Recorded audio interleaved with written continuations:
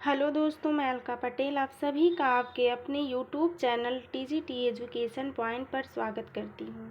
आप लोग कैसे हैं? ये class UP constable, UPSI, SSC, railway, लेखपाल अन्य सभी प्रतियोगी परीक्षाओं के लिए हैं।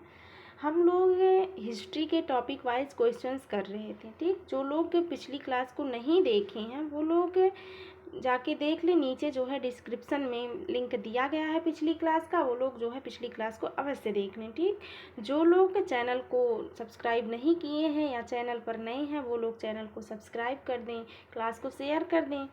हम लोग क्लास को शुरू करते हैं। तो देखिए, या मतलब पिछली क्लास में हम लोगों ने किया था हड़प्पा और सिंधु घाटी सभ्यता से रिलेटेड क्वेश्चंस थे। ठीक, और जो आज हमारा टॉपिक है वो है वैदिक संस्कृत। तो हम लोग आज के जो है क्लास में करेंगे वैदिक संस्कृत से रिलेटेड क्वेश्चंस। ठीक, चलिए देखते हैं हम लोग वैदिक संस्कृत। वैदिक संस्कृत का जो टाइम माना जाता है वो 1500 ईसा पूर्व से 600 ईसा पूर्व। ठीक, अब इसमें से क्वेश्चंस देखते हैं कि इसके क्वेश्चंस क्या क्या बनते हैं। क्वेश्चन नंबर 1 है, पूर्व वैदिक या ऋग वैदिक संस्कृत का काल किसे माना जाता है? ठीक, जो वैदिक सभ्यता थी वो दो भागों में विभाजित थी। जो वैदिक काल का विभाजन था वो दो भागों में हुआ था, एक ऋग वैदिक काल और जो है एक उत्तर वैदिक काल। ठीक, ऋग वैदिक काल या जैसे पूर्व वैदिक काल दोनों कहा जाता था और एक था उत्तर वैदिक काल। तो जो पूर्व वैदिक या ऋग वैदिक संस्कृत का काल माना जाता है वो क्या माना जाता है? तो इसमें ऑप्शंस दिए हैं। ऑप्शन ए दिया है 1500 ईसा पूर्व से 1000 ईसा पूर्व, ऑप्शन बी दिया है 1000 ईसा पूर्व से 600 ईसा पूर्व, और ऑप्शन जो सी दिया है वो है 600 ईसा पूर्व से 600 ईस्वी, और डी दिया है जो ऑप्शन इनमें से कोई नहीं। तो इसका जो राइट आंसर हो जाएगा वो क्या होगा? जो पूर्व वैदिक काल है या ऋग वैदिक संस्कृत है उसका टाइम माना जाता है 1500 से 1000 ईसा पूर्व। तो इसका राइट आंसर हो जाएगा ऑप्शन नंबर ए। अगला क्वेश्चन देखते हैं। क्वेश्चन नंबर 2 है, देखिए यहाँ पूछा है वही, उत्तर वैदिक संस्कृत का काल किसे माना जाता है? ठीक, उसमें आप लोगों ने ऋग वैदिक काल देखा फर्स्ट क्वेश्चन में, अब यहाँ जो पूछा है वो उत्तर वैदिक काल।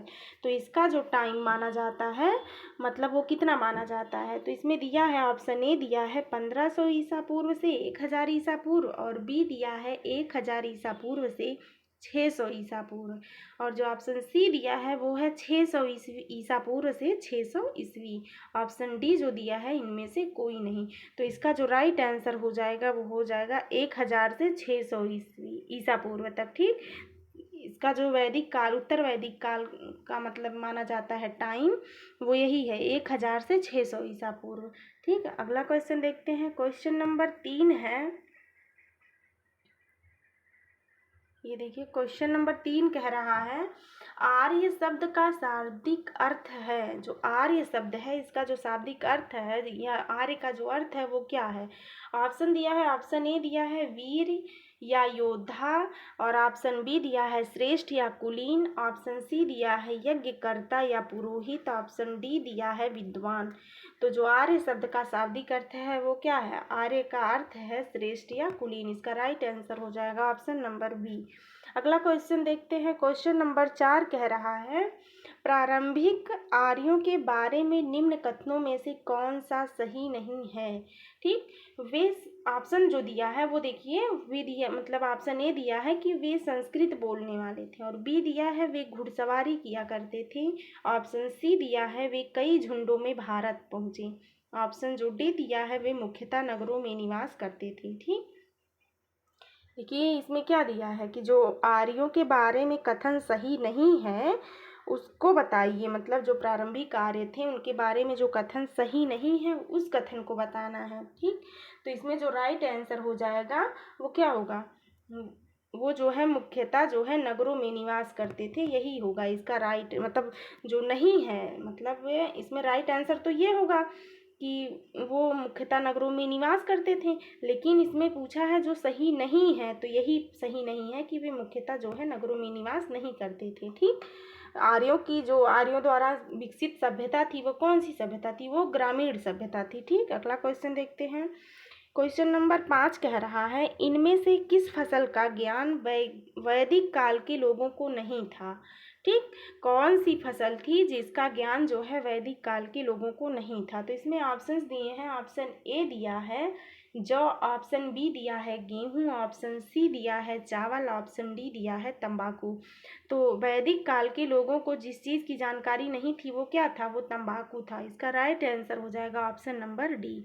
ठीक, अगला क्वेश्चन देखते हैं। क्वेश्चन नंबर 6 कह रहा है उत्तर वैदिक काल के वेद विरोधी और ब्राह्मण विरोधी धार्मिक अध्यापकों को किस नाम से जाना जाता था? ठीक, ध्यान से देखिए क्वेश्चन क्या कह रहा है। उत्तर वैदिक काल के वेद विरोधी और ब्राह्मण विरोधी धार्मिक अध्यापकों को किस नाम से जाना जाता था? ठीक, तो इसमें जो ऑप्शंस दिए हैं, ऑप्शन ए दिया है यजमान, ऑप्शन बी दिया है श्रमण और ऑप्शन सी दिया है अथर्वण और ऑप्शन जो डी दिया है वो श्रेष्ठिन। तो इसमें किसको जो है माना जाता था? मतलब धर्म, देखिए यहाँ जो है उत्तर वैदिक काल के वेद विरोधी और ब्राह्मण विरोधी धार्मिक अध्यापक को किस नाम से जाना जाता था? तो उनको श्रमण नाम से जाना जाता था। ठीक, तो इसका राइट आंसर जो हो जाएगा वो ऑप्शन नंबर बी हो जाएगा। ठीक, अगला क्वेश्चन देखते हैं। अगला क्वेश्चन, क्वेश्चन नंबर 7 कह रहा है वैदिक गणित का महत्वपूर्ण अंग है। देखिए वैदिक गणित का जो महत्वपूर्ण अंग है वो क्या है? तो इसमें ऑप्शंस दिए हैं, ऑप्शन ए दिया है शतपथ ब्राह्मण, ऑप्शन बी दिया है अथर्ववेद, ऑप्शन सी दिया है शुल्ब सूत्र और ऑप्शन डी जो दिया है छांदोग्य उपनिषद। ठीक, तो इसमें जो इसका सही आंसर हो जाएगा वो क्या होगा? वो शुल्ब सूत्र होगा। वैदिक गणित का जो महत्वपूर्ण अंग है वो शुल्ब सूत्र है। तो इसका राइट आंसर हो जाएगा ऑप्शन नंबर सी। ये बहुत इंपॉर्टेंट क्वेश्चन है, ये कई बार पूछा गया है। देखिए अगला क्वेश्चन देखते हैं। क्वेश्चन नंबर 8 कह रहा है किस वेद में प्राचीन वैदिक युग की संस्कृत के बारे में सूचना दी गई है? ठीक, किस वेद में प्राचीन वैदिक युग की संस्कृत के बारे में सूचना दी गई? ऑप्शन जो दिया है वो दिया है, ऑप्शन ए दिया है ऋग्वेद, ऑप्शन बी दिया है यजुर्वेद, ऑप्शन सी दिया है अथर्ववेद और ऑप्शन जो डी दिया है वो है सामवेद। ठीक, तो इसमें जो प्राचीन वैदिक युग की संस्कृत के बारे में सूचना दी गई है वो ऋग्वेद में दी गई थी। इसका राइट आंसर हो जाएगा ऑप्शन नंबर ए। अगला क्वेश्चन देखते हैं। क्वेश्चन नंबर 9, क्वेश्चन नंबर 9 कह रहा है निम्नलिखित में से उत्तर वैदिक काल में लिखे गए ग्रंथों का सही क्रम कौन सा है? ठीक, इसमें देखिए पूछा है जो ग्रंथ लिखे गए उनका सही क्रम क्या था जो उत्तर वैदिक काल में। ठीक, तो इसमें ऑप्शन ए दिया है वेद, फिर दूसरा ब्राह्मण, फिर आरण्यक और उपनिषद। ठीक, बी जो दिया है वेद पहले लिखा गया, उपनिषद, फिर ब्राह्मण, फिर और आरण्यक। फिर सी में दिया है उपनिषद, वेद, फिर ब्राह्मण और फिर आरण्यक। डी दिया है वेद, आरण्यक, ब्राह्मण और उपनिषद। तो इसका जो राइट जो है हो जाएगा क्रम, इसका जो सही क्रम है वो है पहले वेद, फिर ब्राह्मण, फिर आरण्यक और फिर उपनिषद। तो इसका राइट आंसर हो जाएगा ऑप्शन नंबर ए। ठीक, अगला क्वेश्चन देखते हैं। क्वेश्चन नंबर 10 है। क्वेश्चन नंबर 10 कह रहा है वेदों की संख्या कितनी है? जो वेदों की संख्या है वो कितनी है? तो देखिए इसमें ऑप्शन दिए हैं, ऑप्शन ए दिया है 2, ऑप्शन बी दिया है 3, ऑप्शन सी दिया है 4, ऑप्शन डी दिया है 5। तो इसमें जो राइट आंसर हो जाएगा वो क्या होगा? कितने वेद हैं? आप वेदों की संख्या 4 है, तो इसमें राइट आंसर हो जाएगा ऑप्शन नंबर सी। अगला क्वेश्चन देखते हैं। क्वेश्चन नंबर 11 कह रहा है कौन से 3 वेद संयुक्त रूप से त्रयी या वेद त्रयी कहलाते हैं? ठीक, देखिए जो तीनों वेद मतलब जो 3 वेद एक में संयुक्त हैं उनको वेद त्रयी कहलाता है, लेकिन वो कौन कौन से वेद हैं? तो इसमें पूछा है कौन कौन से वेद हैं, तो ऑप्शन दिए हैं, ऑप्शन ए दिया है ऋग्वेद, यजुर्वेद और सामवेद, दूसरा दिया है ऋग्वेद, यजुर्वेद और अथर्ववेद, तीसरा दिया है ऋग्वेद, सामवेद, अथर्ववेद और जो डी दिया है वो है यजुर्वेद, सामवेद और अथर्ववेद। तो कौन कौन से वेद हैं जो वेद त्रयी में शामिल हैं? तो वो है ऋग्वेद, यजुर्वेद और सामवेद। तो इसका राइट आंसर हो जाएगा ऑप्शन नंबर ए। अगला क्वेश्चन देखते हैं। क्वेश्चन नंबर 12 कह रहा है भारत के राज चिन्ह में प्रयुक्त होने वाले शब्द सत्यमेव जयते किस उपनिषद से लिया गया है? ठीक, देखिए भारत का जो राज चिन्ह है उसमें जो प्रयुक्त होता है एक शब्द सत्यमेव जयते जो हमारे जो राज चिन्ह में प्रयुक्त है वो किस उपनिषद से लिया गया? तो उसका ऑप्शन दिया है, ऑप्शन ए दिया है मुंडक उपनिषद से, ऑप्शन बी दिया है कठ उपनिषद से, ऑप्शन सी दिया है ईश उपनिषद से, और ऑप्शन जो डी दिया है वो बृहदारण्यक उपनिषद से। तो किससे लिया गया है? जो हमारे राजचिह्न में प्रयुक्त होने वाला शब्द है वो कहाँ से लिया गया है? वो मुंडक उपनिषद से लिया गया है। इसका राइट आंसर हो जाएगा ऑप्शन नंबर ए। ठीक, अगला क्वेश्चन देखते हैं। क्वेश्चन नंबर 13 कह रहा है ऋग्वैदिक आर्यों का मुख्य व्यवसाय क्या था?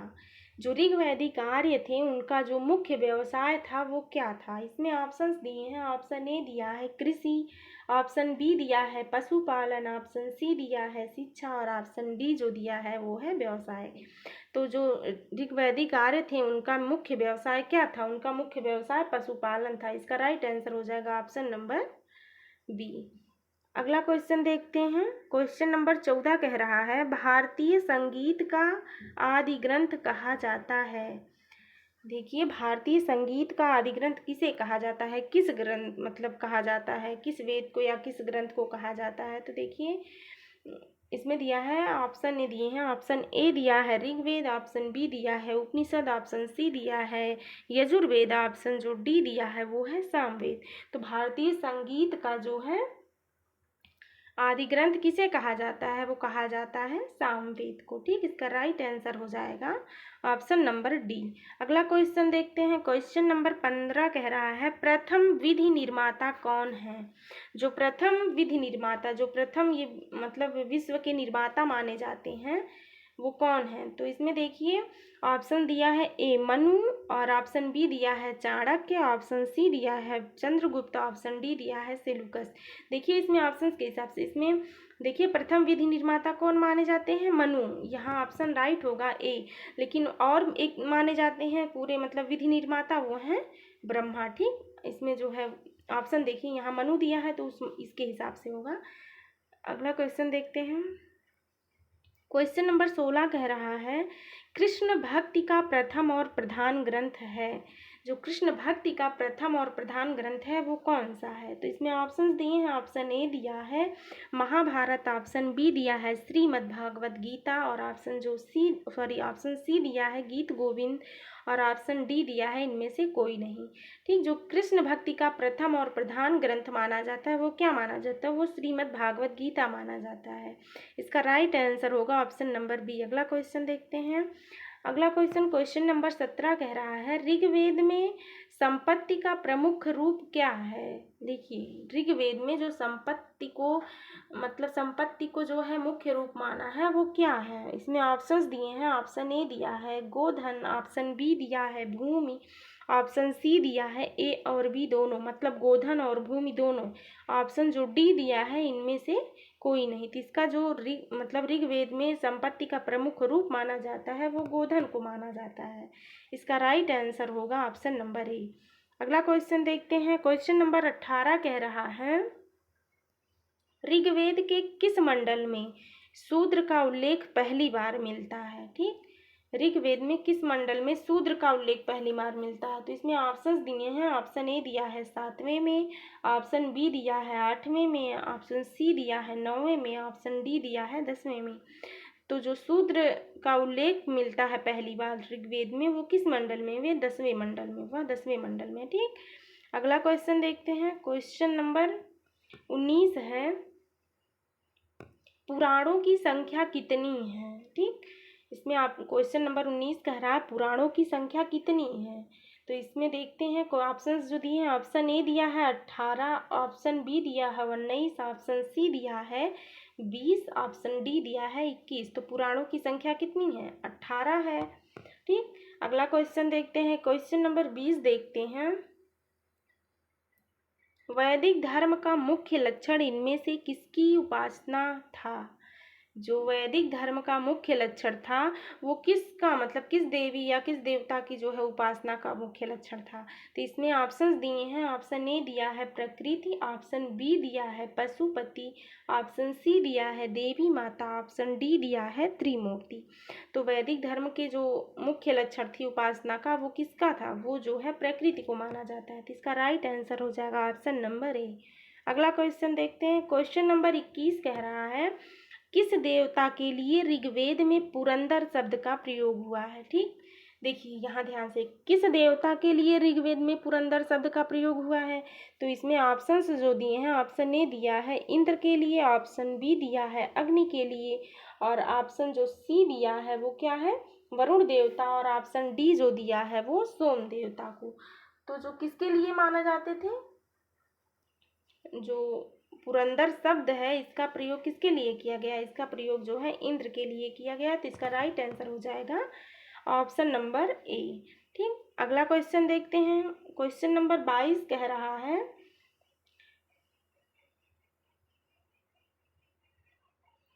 अगला क्वेश्चन है क्वेश्चन नंबर 22 कह रहा है, शुल्ब सूत्र किस विषय से संबंधित पुस्तक है? ठीक, इसमें देखिए शुल्ब सूत्र जो है वो किस विषय से संबंधित पुस्तक है?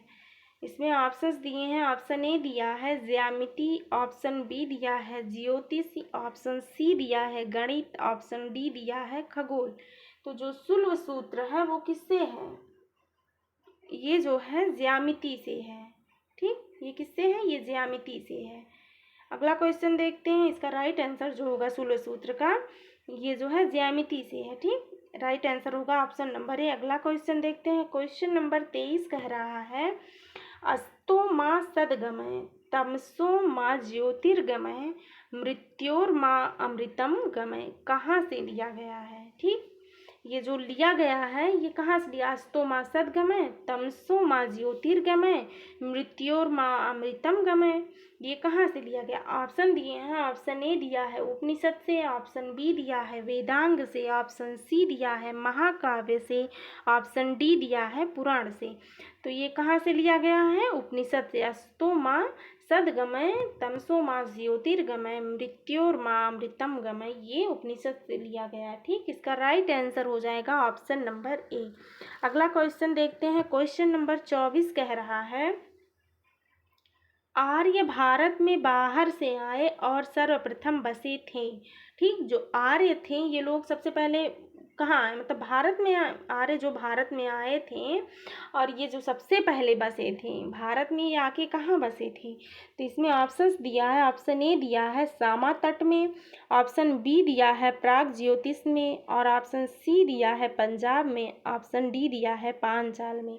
तो जो आर्य भारत में आए वो सबसे पहले कहाँ आके आए थे, कहाँ आके बसे थे? तो वो पंजाब में बसे थे।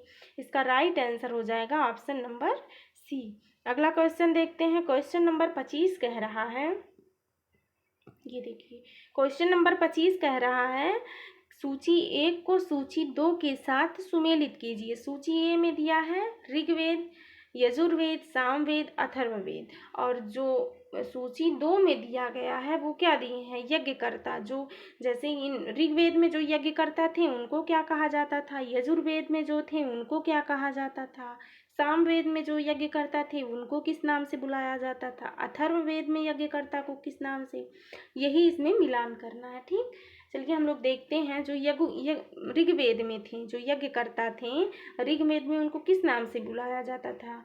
तो उन यज्ञकर्ताओं को ऋग्वेद में होता या होत्र कहा जाता था। ठीक, जो है ऋग्वेद में क्या कहा जाता था? होता या होत्र, और यजुर्वेद में क्या कहा जाता था?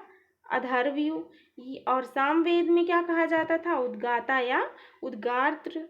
मतलब इसमें भी है जो आएगा वो मतलब आप लोग टिक के हिसाब, मतलब वो सॉरी आप लोग ऑप्शन के हिसाब से लगाइएगा। देखिए यहाँ उद्गाता भी कहा जाता था, उद्गार्त भी कहा जाता था। अथर्ववेद में जो है, अथर्ववेद में जो यज्ञकर्ता थे उनको किस नाम से जाना जाता था? उनको ब्रह्मा के नाम से जाना जाता था। ठीक, तो इसमें जो राइट आंसर होगा वो क्या होगा?